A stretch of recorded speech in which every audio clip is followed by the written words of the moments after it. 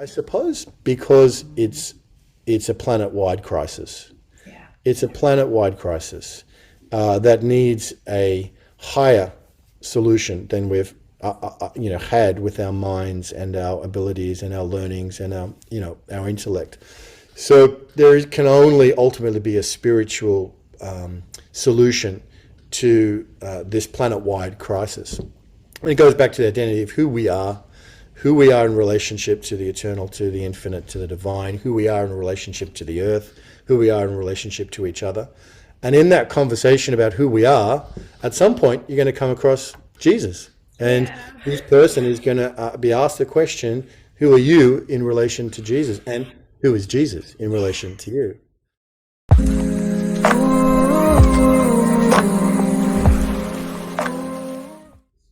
Hello, everyone. Welcome to another episode of the Living with Jesus series.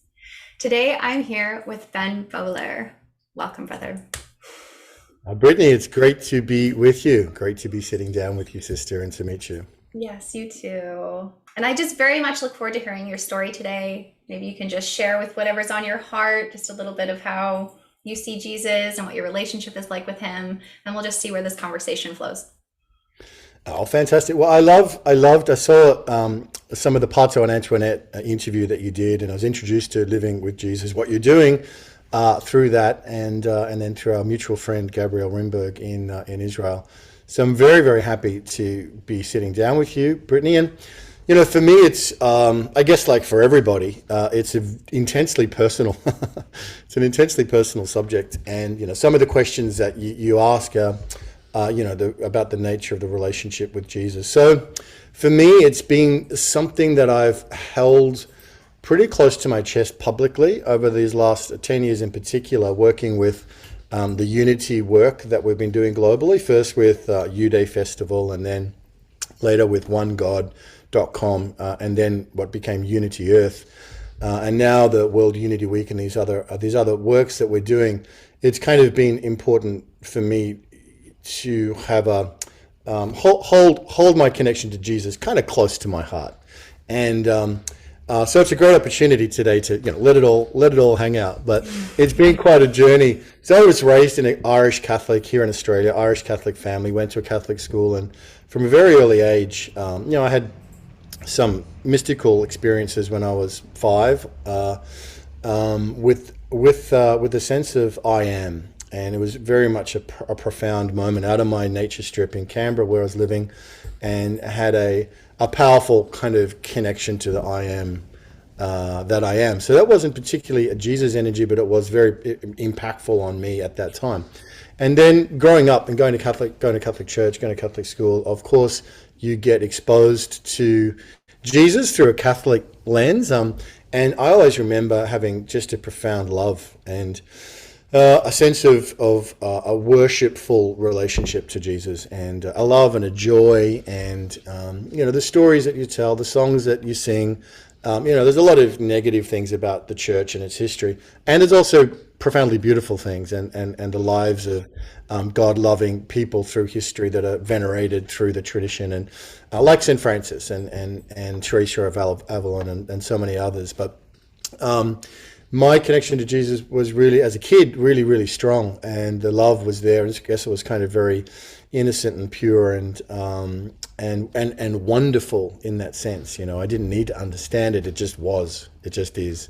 So from there, then hit to the teenage years and probably start to rebel a little bit and start to question all this church stuff. And then into my early 20s, definitely made a break from it. I thought that a lot of the church was BS. I still during that period, Brittany, I loved going to mass. I got such just a profound sense of joy and peace from going to mass. Always did, and there was always that connection through the songs and through the liturgy and through the worship. The Holy Spirit and Jesus and God was was always. I never really completely put that down. But when I was 28, which my older sisters, who are all into astrology, say is a big year for the Saturn return. Apparently, there's something in 28. But anyway, when I was 28, I was in Birmingham, which is actually Parto's hometown, And I was there for a cricket match. So in our tradition, Australia versus England is a big deal for cricket. So I was there watching an Ashes cricket match, and during a lunch break I was wandering through the streets, and I came across sort of a crystal New Age shop, and I'll never forget this. It was really profound. This was a whole row of this crystal New Age bookshop in Birmingham was just one book.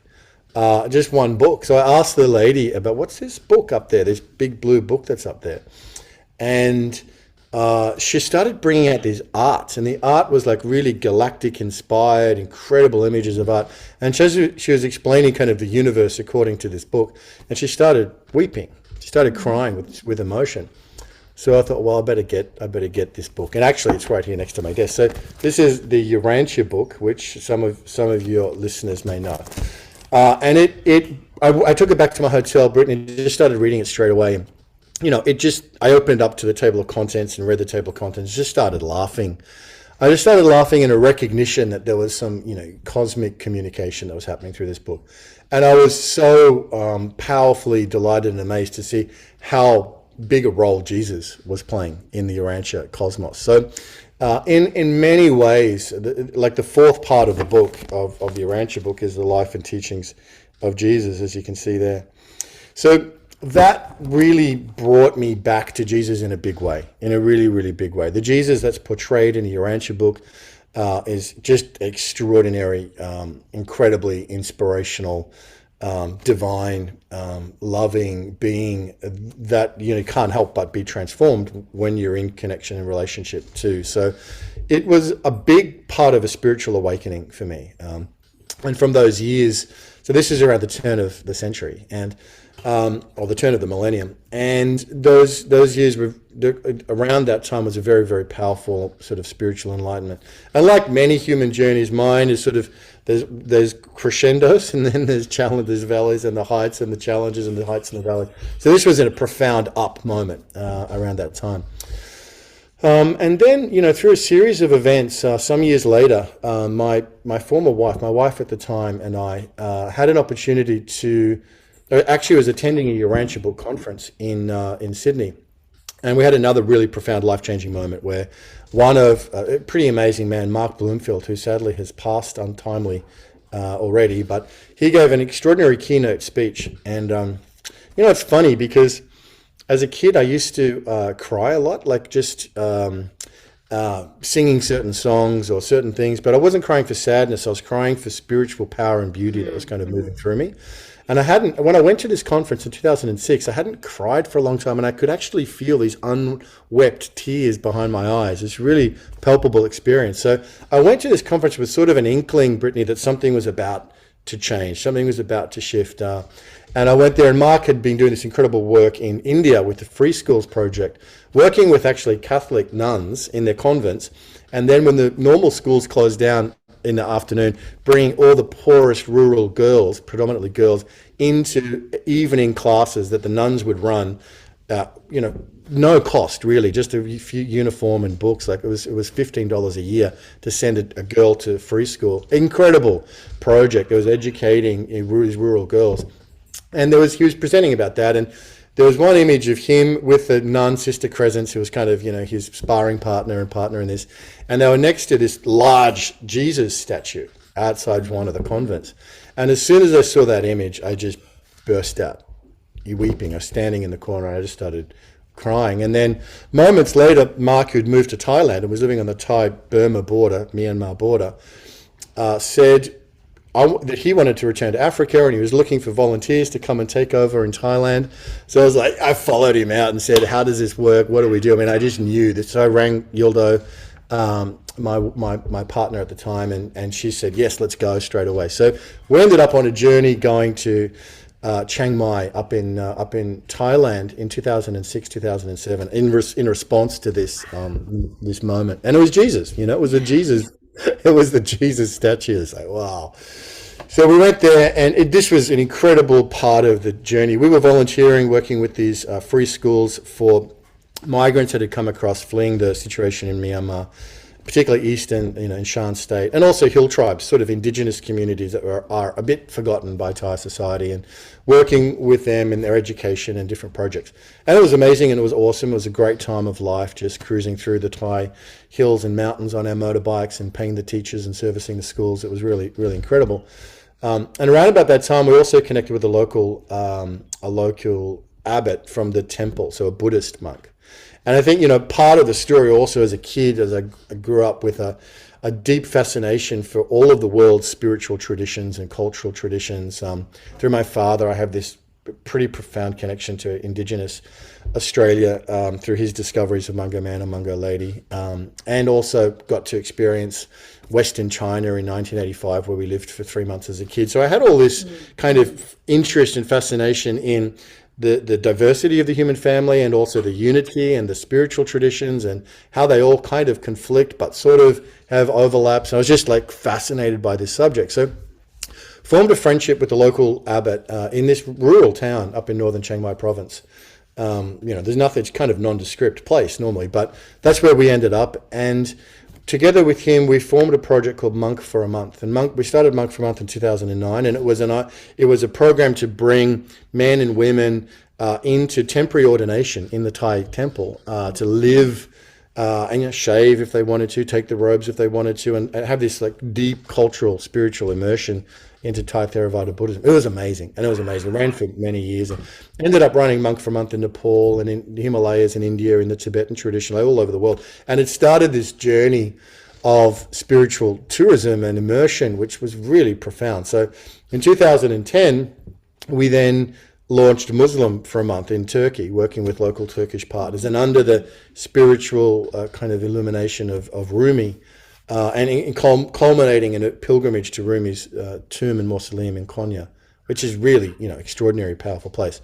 And, through all of this, my relationship with Jesus was there, that kind of like a little flame burning in my heart. It wasn't something I was out about and loud about, but it was just this sort of gentle guiding. And I suppose the spirituality and the teachings of Jesus and the Urantia book are very much about an inclusive, universal, seeing wisdom and truth in all of its, different prisms, through the different perceptions of spiritual traditions. And so wanting to kind of step by step just build these relationships with these amazing, incredible people that were delivering the programs. We ended up doing a Rasta experience in Ethiopia in 2015, which was a deep dive into Ethiopian Orthodox Christianity, which is amazing, and Haile Selassie, and of course Bob Marley, and the whole Rastafarian tradition, which is a very serious spiritual tradition that's centered in different parts, including down in Shashamane, which is kind of the lands that Haile Selassie gave, that the Rastas came and repatriated onto, with Pato and Antoinette actually. So they ended up coming and doing U-Day Festival there a few years later. But every step of the way, Brittany, we were meeting these incredible people, these incredible leaders, spiritual leaders, indigenous communities, and always fascinated by the respect that everybody had for Jesus. So, and in the Sufi tradition, they love Jesus as a Sufi, and in Guru Nanak and the Sikh tradition generally have a very high regard for Christ as well.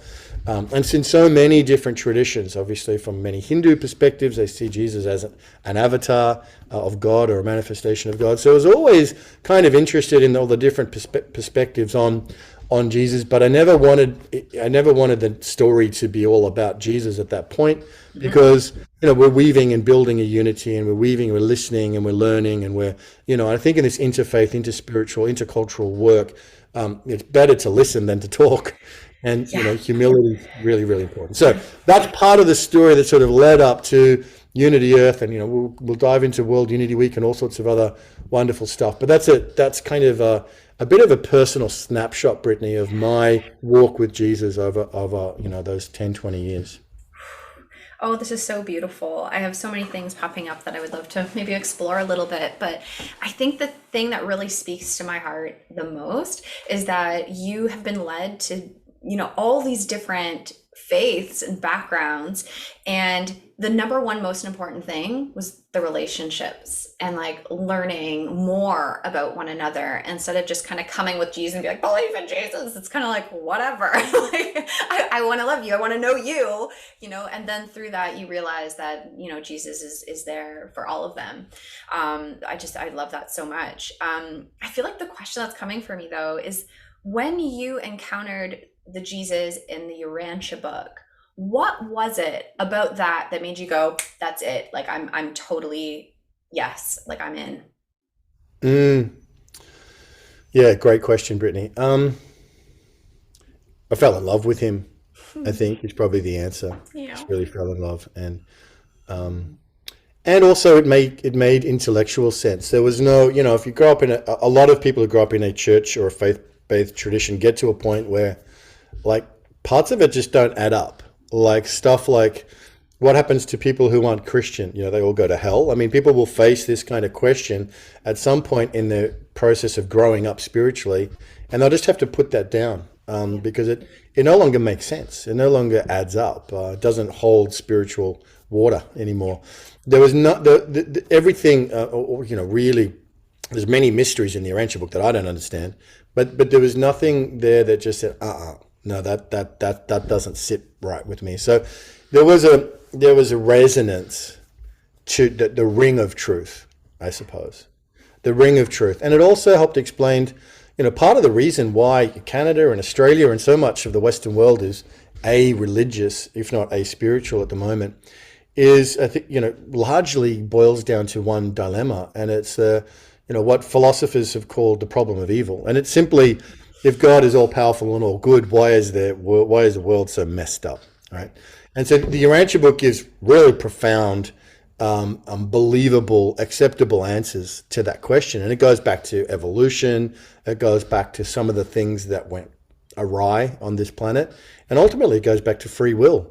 That if you give imperfect creatures free will, hold on to your seatbelts because it's going to get pretty messy. And so, this is it explained. So it intellectually satisfied me and stimulated me, and at the same time spiritually opened me up. I did both of those things at the same time, and I think the combination of that, Brittany, was overwhelmingly attractive for me. Oh, I love that. I've actually been having conversations lately with some other brothers just about how like true spiritual paths that are profoundly helpful for us on this journey are those that include include the intellect, but they also include like the heart and like the feeling aspect. Like it also includes like service, with others. And like it's when all of those come together that it seems to really make sense. And for me, I haven't studied the Urantia, like I've studied the A Course in Miracles, but I've found that like the same energy that I connect with in the Jesus of the Course is the same energy that I find I connect through you and the other brothers that I've connected with who are of Urantia. And it's almost like it's speaking the same message with a little bit different language and pointing us looking in the same direction. And to me, that's unity. That is what we're here for, is to recognize ourselves in one another, know that we're being guided by something greater than ourselves, including Christ, and just to see the unfoldment when we give our faith and our heart and our mind and our soul to that trust. It really is a miraculous journey. But I think where I would love to go next in this conversation with you is perhaps ask, like, okay, so now you've kind of opened up yourself more spiritually to Jesus and on this path. Is there something that you do every day or every week that is more of like a personal practice for you where you kind of include him in your everyday life and work, like consciously, or what does that look like for you? Yeah. Again, for me, it goes in sort of waves. So there are periods in my life where I'm incredibly connected and like united with that spirit of Christ, and there are many periods in my life where it's less so. And so part of that is the ebbs and flows, the vicissitudes of a human journey. And it's interesting that the times when I most need to pray and have practice is oftentimes I don't feel like doing it. Mm. And so it's, sometimes it's a challenge. So yeah, look, generally speaking, in between waking and sleeping, I'm often reflecting and connecting to Jesus in my own sort of meditative space and state. Um, I pray with the children every Mm. night when they're Love when they're that. with me, and we say prayers and pray, which is beautiful and a really important part of a spiritual practice. Um, when I was so part of what happened after, from the years 2015, which was the launch of OneGod.com, through to 2020, which was our pilgrimage to the Holy Land with 100 spiritual leaders and elders and different activists. When I was on that period of journey, Brittany, like every day was a practice. Every day was a ceremony. Every day. So I really love the group experience, and maybe that's why I'm attracted to doing these festivals and events and Hmm. pilgrimages, and because I love a group consciousness. Now that's not to say that I don't also love my personal worship time and prayer time as well. But I got to say I'm not that consistent, Sure. to be very honest. So for Yeah. me, it's sort of like it's whatever's happening, in the particular moment, and so it's probably a growing edge for me is to get more kind of consistent practice, constant rituals, if you like, or practices or habits. So that's a work in progress, but definitely loved. When we were on the journey of the road to 2020, physically being in the temples and being in the holy places and the sacred places in nature and having these group communal experiences, some of the most profound experiences of my life. And at the same time, some of those personal communions that take place kind of spontaneously sometimes Hmm. with spirit, with God, with Christ, with the whole thing, have left an indelible print on me. But yeah, haven't necessarily got a everyday practice that I do, or a meditation, or a reading. And as I said, that's a work in progress for me. So things like study groups, like Pato runs the Urantia book study group. When I joined that, that's fantastic. So I sort of float around in my practice a bit. Sure. Oh, well, thank you so much for that honesty, because I think that's going to speak to so many people who are watching this. And there's actually something that's said about that in the course. Well, twofold. I mean, he obviously gives you like the lessons that you're supposed to apply every day, but then he also says that these things are not meant to be made into rituals. Like Hmm. we're meant to just learn how to trust the flow of the spirit and the guidance every day, and that's enough. And so, like, I appreciate you saying that, because I know that there's so many people who I can commune with who will say things of that nature, like they don't have something consistent, but then feel like it's a bad thing, but it's Yeah, not. It's just, like you said, it's different waves, it's different ebb and flows. Sometimes we're doing that more, and sometimes we're not. And I think that that's part of just taking the overall picture of this journey that we're on.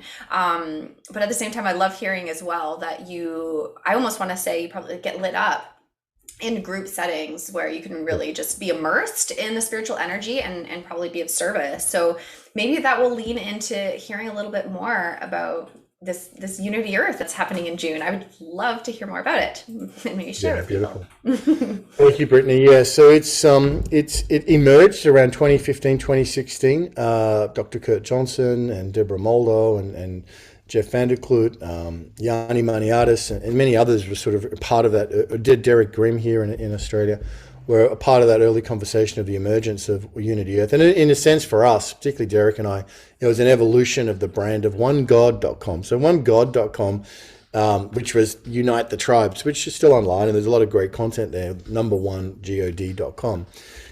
We launched it at the Parliament of World Religions in 2015, and with Pato and Antoinette actually manning the stand, which was very cool. We're doing the music, and it was amazing. People were coming to this, all the different spiritual traditions coming in.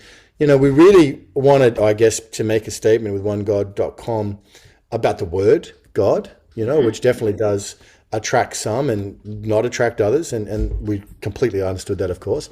And we took that on as a challenge. How do we really build an idea or a brand around this idea of one God that is inclusive, and look at all the different spiritual traditions? And some of them do use a different term, like the universe, or like the absolute, or whatever it may be, Dharma, Love. as sort of an love, absolutely, as an absolute Yeah, as an absolute kind of ultimate concern. So, but we just, really wanted to also make a point that there is a huge percentage of the planet which would affirm that there is one God, and that's a big deal. We might not agree on all the details, but hey, we agree on that, and that's a big deal. So, that was the idea behind one God, and had a lot of spiritual energy and beauty and power to it.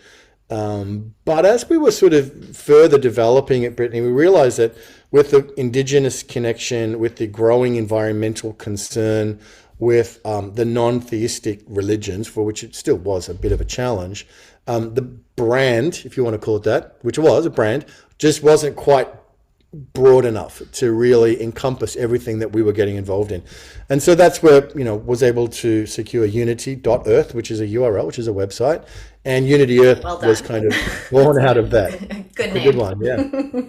So Unity.earth has then been on this journey. The road to 2020 happened in all these different sacred places, the outback of Australia, the Rift Valley of Ethiopia, Varanasi in India. I mean, we convened these incredible gatherings. Toronto, we were there at the 2018 Parliament of World's Religions. Wow. We have a very, very cool video. I'll send it to you from the Toronto Convergence. Amazing gathering. Yeah, I'll send it to you. And that was a very powerful, all these sort of spirit, there was something very, the wind was blowing. So the wind was blowing, these groups were coming together, different activists from different areas, be it racial justice, be it the environment, be it non-proliferation of nuclear weapons, all these different passion areas were coming together with the spiritual, religious, indigenous kind of aspect and energy. And it was really extraordinary. And it culminated in 2020, February, in the Holy Land, where 100 spiritual delegates came to Palestine, Jordan, and Israel, co-hosted by Eco Peace in the Middle East, who've been going for 26 years doing extraordinary environmental peace building work. Anyway, that was, wow, it was a true climax. And the moment there was on the hill of Megiddo. There's a place called Megiddo, which is actually the site of Armageddon, where we did peace prayers and prayers for the water and for the environment. And this is weeks before, the world got shut down. So it was a ceremony that everybody there kind of felt the power of in a very deep, mystical, authentic level. And so that then we're actually building up to the September 2020 Caravan of Unity across America, which was the full chorus kind of climax of the road to 2020, starting in Grace Cathedral in San Francisco and going all the way across the United States. But we had entered into a global shutdown in 2020. So we were thinking at that stage, what do we do? How do we, the momentum coming out of the Holy Land was extraordinary, Brittany. It was so incredible. And so we're thinking with some key partners like John Raymer from the Sign Network and Victor Kazanjian, the former executive director of the United Religions Initiative, and Emmanuel Kunzelman, who's the founder of Purpose Earth, along with his amazing wife, Laura Rose. There was sort of this co-creative moment of, let's create a unity event in the middle of the year around the solstice. So first World Unity Week was born and manifested in June 2020. And it was across the mid-year solstice, which is summer for the northern hemisphere, where 90% of the humans live, and 10% for the southern hemisphere, where I am. But where it is, summer. But so around World Unity Week, Brittany, was an incredible feel because it's the solstice, which is itself a moment of a deep alignment for many indigenous traditions, spiritual traditions. I mean, you've got the sort of planetary solar system kind of alignment around that moment. And then it's also UN World Refugee Day on June 20th. It's the International Day of Yoga on June 21. It's the signing of the UN Charter on June 25. It's like World Localization Day. It's all these amazing things in this one kind of like week. So we kind of threw our arms around all of it and convened World Unity Week. And, that's happened twice now. It happened again in 2021, and we're getting ready to do it again in 2022. But last year we had representatives from the Vatican. We had people kind of out there like David Icke, and we had everything in between, So we're very proud of the diversity that shows up for World Unity Week. I'm not sure that David Icke and the Vatican have been on the same platform before, but no. But it's awesome. We're very, very proud of that diversity that comes with World Unity Week, where everything, really belongs, and it's a whole systems field of spirituality, activism, unity, all these different kind of aspects that come together. And we're super, super excited to be going into World Unity Week this year, which is June 18 to 25. So is that right? June 18, yeah, June 18 to 24. It is around then. Sorry, but it's convening this year, Brittany, the 99 Days of Peace through Unity, which then builds up to Peace Week in September. So it's not just the week, it's a whole 99 days of Peace through Unity. And Peace through Unity is a term that's been left to us by a dearly beloved soul called Avon Madison, who is a co-founder of Pathways to Peace. He was instrumental in the original International Day of Peace and the early celebrations of the International Day of Peace, which this year will be 40 years of celebrating the International Day of Peace. So it's a gift from her to all of us. And this Peace through Unity very much goes to the heart of the work that we're doing. And I'd love to talk more about that. But the World Unity Week coming up, June 18 to 25, it is. Because it's an 8-day week. It's an 8-day week. So Saturday to Saturday. It's going to be convening many of these different aspects and our Jesus roundtable conversation that we're planning and preparing as well. Oh, I love this so much. Like you even saying it leads up to the International Day of Peace. Like I'll talk to you after this about something with that too, because of course that aligns with our visions and our steps over here. I'm just seeing how, we met for the first time today, right? But I feel like our souls have known each other forever, that like we've been waiting for this time to like be brought together and just allow just another step of like emergence of what we're being asked to do here and bringing the unity, like heaven to earth is the language I would use, and I feel like this is all part of it and playing a role. But I absolutely love that we're leading with the idea of unity, bringing us all together and really focusing on, where we might be the same and having conversations about where we might not be, but letting ourselves be heard and share. And I just thank you for everything that you're doing to bring this to the world and everybody who's around you that is part of bringing this forward. I think this is really important. I'll make sure as well to have like any links and details that you would like me to share with people who may be viewing this below this video as well, because I think it's an important opportunity to join together. Yeah, absolutely. And it's really interesting, to be talking about Jesus in the context of spiritual unity, right? Because it hasn't always created spiritual unity. People coming together around Jesus. In fact, you could look at the 20,000 sects of Christianity and say it's a tremendous failure. Right. That they're all, arguing and fighting and not in unity. And I know that's a great challenge, but on the other hand, the other way to look at it is this one individual, one being, has inspired so much diversity of people who are connected to him in so many thousands of different ways. I mean, it's remarkable. And I think we haven't spent enough time looking at that and thinking about that. And one of the things I'm excited about is holding up Jesus in a way that's comfortable. What doesn't have to be comfortable, but holding up Jesus in a way that at least invites freedom. Freedom for people to find their own way to connect. Not that here's Jesus and you have to connect to him through my way, right? Or not here's Jesus and you have to connect to him through our tradition.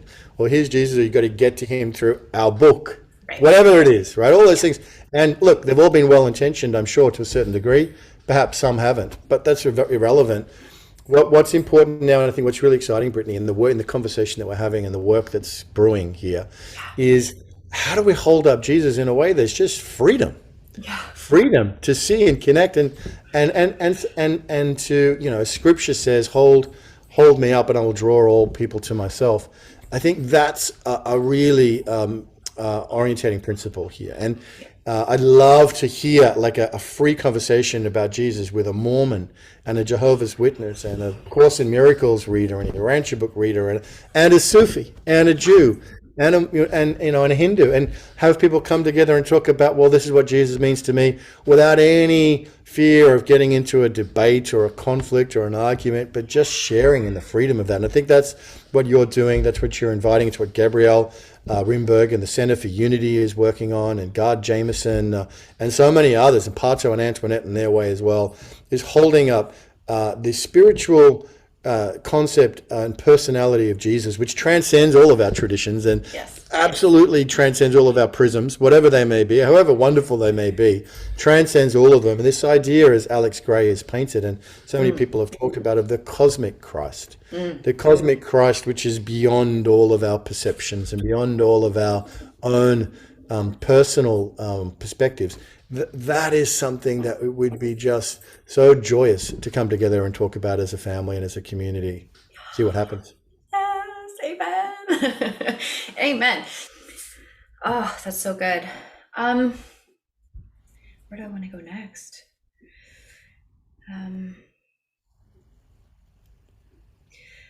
Well, maybe this is, I've never asked this question before, but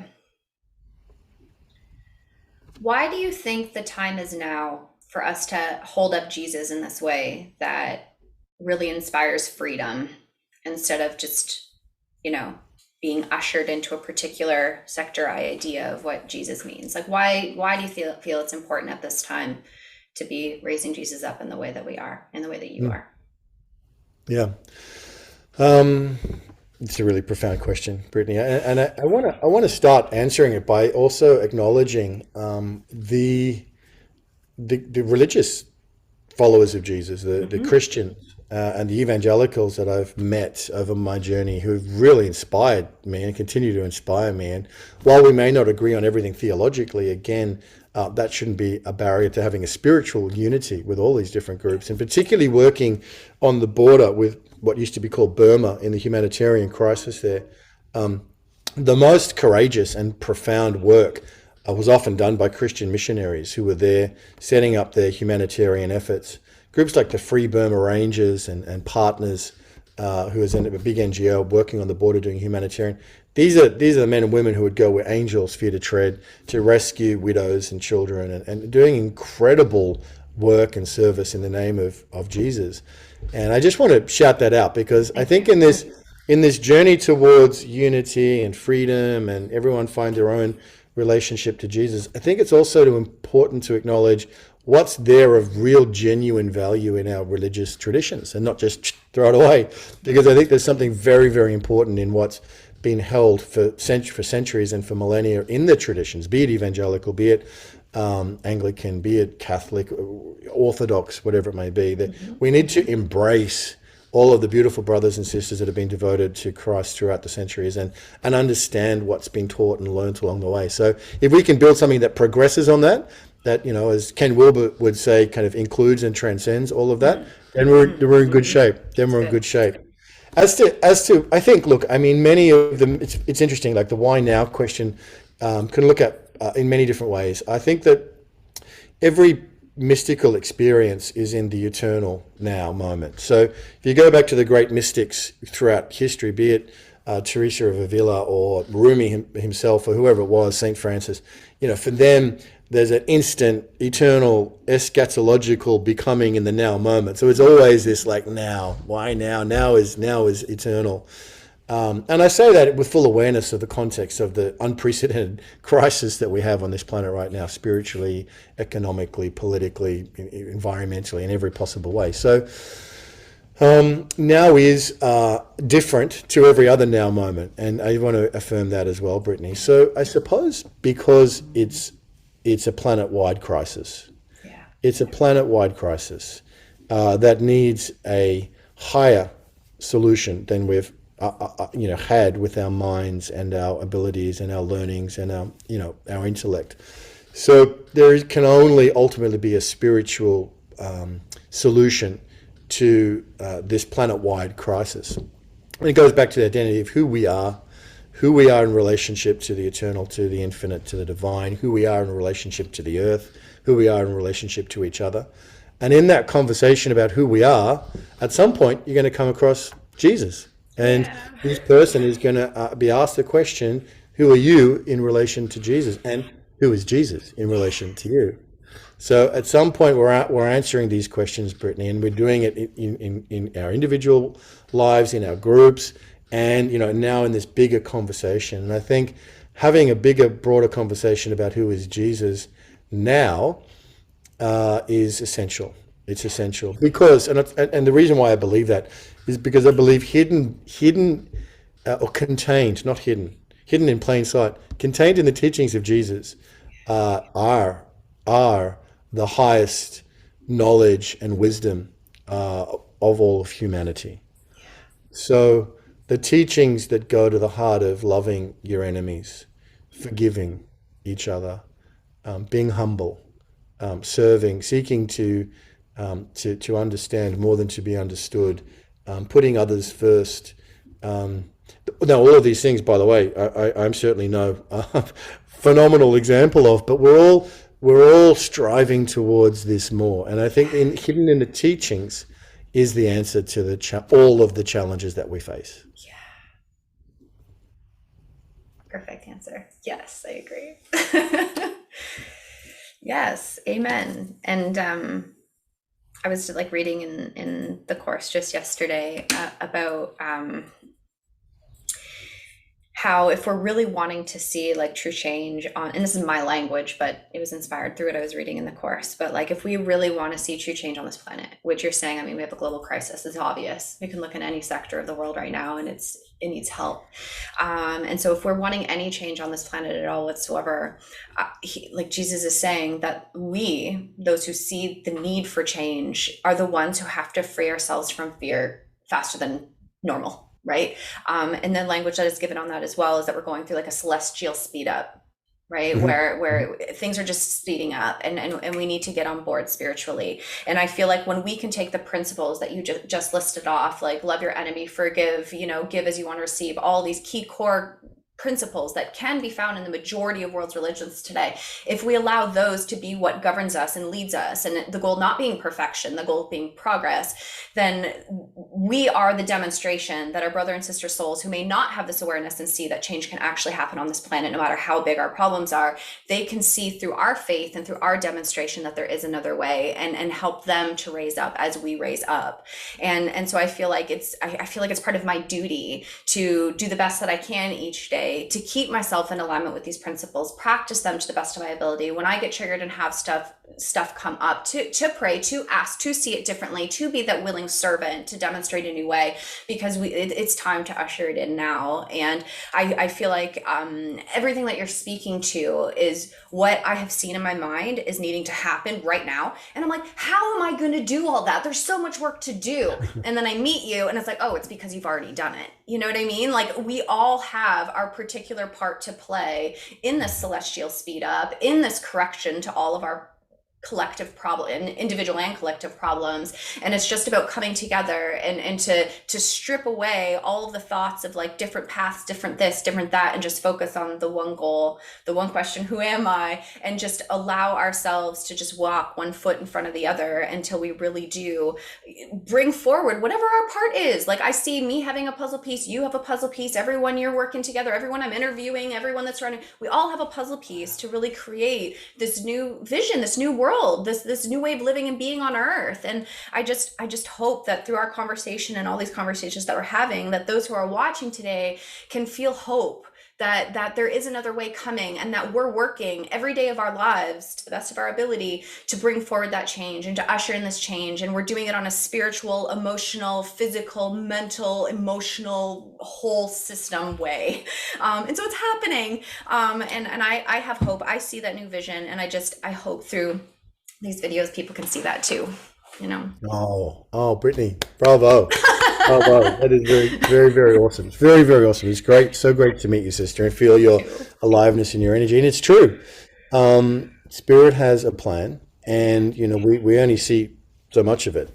But when we come together like this and we connect, we get inspired, we get invigorated, we get uplifted, and that's really the spirit of what you're doing. It's very much the spirit of World Unity Week, is that together, and together, not just with each other, but together with all of life, and together with all of our universal kind of friends and relations, we have the answers. But it's together that we have them, not apart. So that's really a very important kind of principle for coming together World Unity Week, building up to Peace Week in September. Even Madison, who's departed, who I've mentioned a few times, she said something really amazing in a final message to us which is another incredible video. But she said there's an opportunity that when it comes along, if it's missed for a very long time. And I think, in this celestial speed up, I think it's important to acknowledge two things. That one, it's happening at a level that's beyond us on one hand, but it's also happening at a level, Brittany, that needs us to participate. Yes. Hands, head, heart, and hands. And we do have the option of messing it up if we don't fully, decide and choose and embody this. That's and true. So I think that's a very real thing to kind of face. It's daunting, but it's very real. And I think there's a great opportunity. It's also exhilarating to feel that we're a part of what's happening. So, it's about embracing that choice, and it's about doing whatever we can and whatever it takes about to land this transformational moment collectively and together. And a lot of that just comes back to our own personal growth. Yeah. Comes back to our own personal growth. So it's quite a journey, and it's really delightful to connect with and meet with and convene with others who are at a similar understanding. Great. Beautiful. Amen to that. Well, that actually leads into maybe the final question here, unless you have anything else to share. But I always like to conclude it in some way that if we have our brothers and sisters, like you just pointed out, it all comes back to our personal journeys, and then they just naturally link up with one another when it's time. But we need each other. But to those who are new, let's say, to the spiritual path, or they're unsure about Jesus and being able to trust him, like, what would you say to those people? Do you have like a message that you can share with them for us today, and just to help them with that transition and that faith? Yeah, I loved hearing your story, Brittany, before we started recording today. And, you were that person. You were that person that was going through challenges and didn't have necessarily a spiritual framework or to fall back on or to engage with. And so your simple, humble cry out for help, which is then being that moment, that look at your life that's happened since then. I mean, it's absolutely amazing. So I think you're the best person to answer that because of your own experience. But I do think that, one thing I also want to point out, which I think couldn't be helpful, certainly helpful for me, and the Urantia book, I got this from the Urantia book, but it's that the teachings of Jesus, which we were talking about just before, those core principles, the golden rule, loving God, loving neighbor, and simple stuff, right? I mean, if you look at the Our Father or the Sermon on the Mount, it's really simple stuff. It's beautiful, profound, amazing, but it's something a child can understand. It's not complicated theological systems. It's simple truth. But the teachings of Jesus are pretty different to the teachings about Jesus. And the teachings about Jesus, that came from the early Christian teachings and their understandings and perhaps misunderstandings about Jesus and his message, they're not the same thing. So I think, I want to just clarify, we're talking about the teachings of Jesus, not the teachings about Jesus. And if people don't know what that means, then this is an invitation to go and find out. Go and find out what Jesus taught. There are many different resources. There are many ways you can look that up and find that out, and ask and you shall receive. It's another teaching of Jesus, right? But the teachings of Jesus are what we need. And so if somebody's there and they're not sure, they've had a negative experience, which is very likely, with Jesus through the religious prisms, I completely can relate to that. And I think we all, so many of us can relate to that, being burnt by the religiosity of Christianity and its vision of Jesus. And as I said before, we've got to be able to hold the good things and the bad things and be able to be big enough to understand that religion contains both. But if someone's out there and they're in between, or they're unsure, they have a negative experience, just in the most sincere way that you can, at the time that feels right for you, in the place that feels right for you, just ask. Just call out from your heart and your mind and your spirit to the living Christ. And he will answer you in the way that needs to happen. That's it. I've said for years, asking is our superpower. It's our direct shoot to him.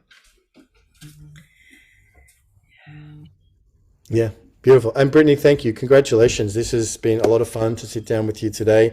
It's awesome to get to meet you, and congratulations on your work, your ministry in Thank the you. world. It's really, really timely. Very, very awesome. So thank Thank you, you. sister. Oh, thank you, Ben. And likewise, I'm so grateful to have been brought together with you here and to hear everything that you're a part of and bringing forward. And I can't wait to like learn more about the round table and everything's gonna be happening about talking about Jesus. But this has been a beautiful conversation. I'm so deeply grateful. And so, yeah, thank you for your time and sharing your story with us today. My pleasure, my privilege. Thank you, Brittany. Thank you. And thank you, everyone who's watching. We're so grateful you're here. We'll see you in the next video. See you in World Bye. Unity Week in the And Jesus Roundtable. yes, Yes. June 18, 2022. Links below. Bye.